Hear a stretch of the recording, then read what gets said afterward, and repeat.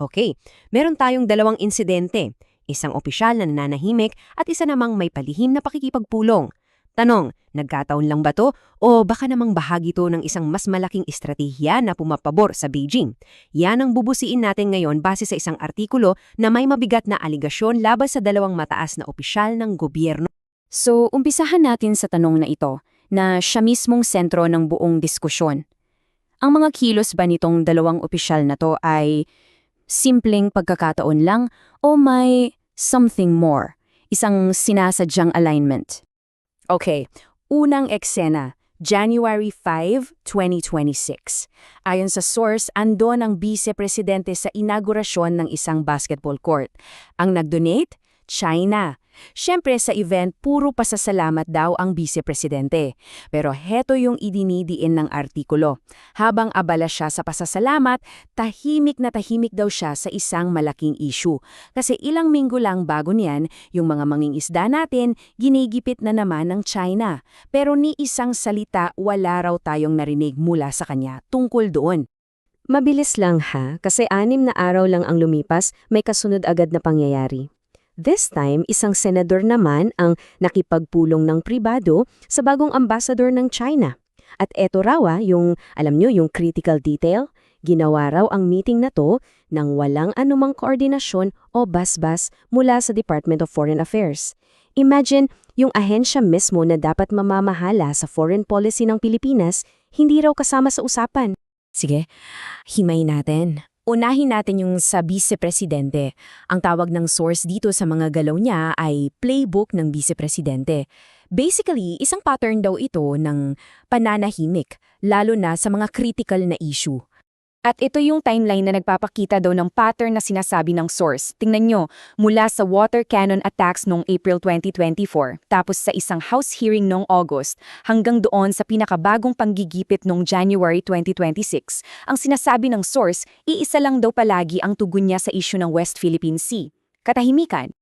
At dito, grabe makikita nyo talaga yung sinasabi nilang contrast. Kasi pag tinanong daw tungkol sa pangigipit ng China, ang sagot, "It is not my role to speak about it." Or, hindi ko trabahong magsalita tungkol dyan. Gets? Pero, pag ang topic naman ay relasyon sa China, biglang ang ganda ng mga sinasabi. Harmonious and prosperous future daw. 'Di ba? Ang laki ng pagkakaiba. Yan yung pinupunto ng source. Okay, lipat naman tayo sa pangalawang character sa kwentong ito. Balikan natin yung pribadong meeting ni Senador Rodante Marcoleta. Ang tawag naman ng source dito ay diplomasya ng senador. Silipin natin kung ano ba talaga ang napag-usapan doon. So, base mismo sa statement ng senador, ito raw yung mga topic nila, constructive engagement, kooperasyon, mga ganyan. Pero, ito yung dalawang bagay na talagang binibigyan ng pansin ng source. Una, yung pag-iwas daw sa zero-sum choice, yung parang kailangang mamili between China and the US. Pangalawa, yung usapan tungkol sa traditional fishing rights na, heto ang catch, hindi raw isinasama yung usapan ng soberanya ng Pilipinas. At ito na nga, ito yung mismong opisyal na pahayag ni Marcoleta pagkatapos ng meeting. Inulit lang niya yung sinabi daw ng ambasador na hindi dapat zero-sum choice ang tingin sa relasyon sa pagitan ng Pilipinas, China at Amerika. Pero, para sa source na sinusuri natin, may ibang meaning yung mga diplomatic words na yan. Prangka sila dito Para sa kanila, pag sinabing not a zero-sum choice, isa lang daw ang ibig sabihin yan sa magalang na paraan. Piliin ninyo ang China, huwag ang US. At para mas malinaw ang konteksto, sino nga ba si Senador Marcoleta ayon sa source? Well, isa siyang key member ng tinatawag na Duterte Bloc. At tinitignan ng artikulo itong dalawang pangyayari na nagdudugtong sa kanila. Siya raw ang gumalaw para ma-dismiss ang impeachment complaint laban sa vice-presidente at pagkatapos noon, binisita pa siya mismo ng vice bilang show of support. At dito na pinagdudugtong-dugtong ng source ang lahat ng sinasabi nila. Ang argumento nila, hindi raw ito dalawang hiwalay na pangyayari, kundi iisang diskarte na may dalawang magkaibang approach. So heto na, pinagsama na ng source yung dalawang kwento. Kitong-kita dito sa table kung paano raw sila nagtutugma. Si VP Duterte daw, ang papel niya sa executive branch, executive silence, manahimik lang. Sa kabilang banda, si Senator Marcoleta naman sa legislative, ang papel niya magbigay ng legislative cover. So anong resulta?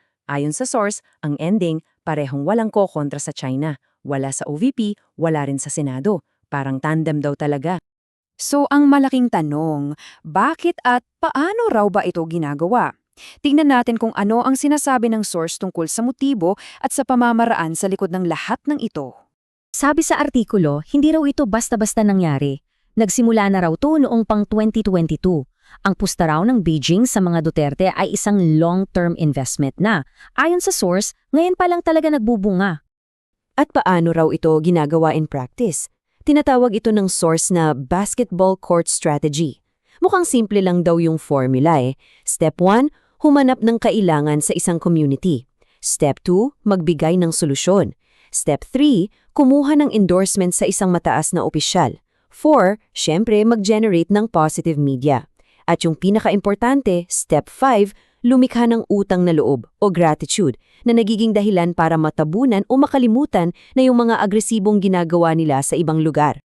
At para i-summarize yung bulong kritisismo ng source, heto ang isa sa mga pinakamatapang nilang sinabi, "This is gaslighting dressed up as diplomacy." Sa Tagalog, para daw itong panluloko na binihisan lang para magmukhang diplomasya. Sa huli, ayon sa artikulo, dito raw talaga humahantong ang lahat ng ito. Isang malaking pagpipilian para sa buong bansa. Soberanya o pagsuko. Dalawa. Ayon sa source, yan daw ang bilang ng mga opisyal na bumubuo sa tinatawag nilang Axis of Appeasement ng Beijing dito sa Pilipinas. Isang nananahimik sa ehekutibo at isang palihim na nakikipag-ugnayan sa lehislatibo. At yan, dyan tayo iniiwan ng pinag-uusapan nating artikulo. Isang simpleng tanong, pero ang bigat ng implikasyon. Kaya yan din ang tanong na iiwan namin sa inyo para pag-isipan. Sa lahat ng ito, ano nga ba talaga ang tunay na presyo ng isang basketball court?